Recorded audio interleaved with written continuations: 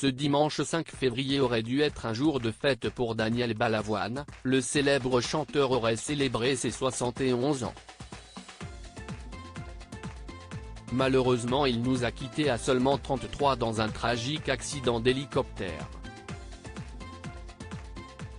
Un vol à propos duquel il avait un mauvais pressentiment. 33 ans. Si est l'âge auquel Daniel Balavoine, qui aurait dû célébrer ses 71 ans en ce jour, nous a quittés. Le drame a eu lieu le 14 janvier 1986, en marge de la 8e édition du Paris-Dakar. Bien que passionné de sport automobile, le chanteur ne participait pas à la course mais était présent en tant qu'ambassadeur de l'action humanitaire des Paris du Cœur.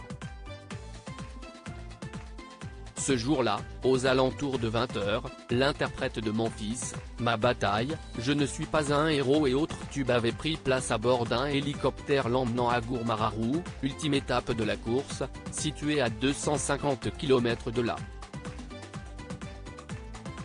À bord se trouvait notamment Thierry Sabine, directeur de la course.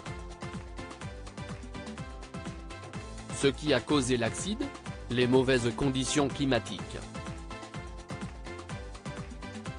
Volant en rase-motte et balayé par les bourrasques, l'hélicoptère a été désorienté et a frappé, par 3 fois, avec l'avant de ses patins, le sommet d'une dune.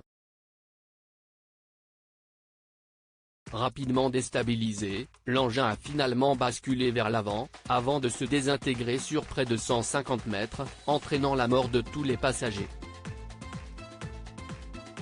Un drame qui a marqué les esprits, tant Daniel Balavoine était apprécié des Français. Daniel Balavoine avait un mauvais pressentiment. Daniel Balavoine n'aurait pourtant jamais dû se trouver à bord de l'hélicoptère. En premier lieu car si est Jean-Luc Roy, journaliste des sports mécaniques, qui devait initialement être le dernier passager.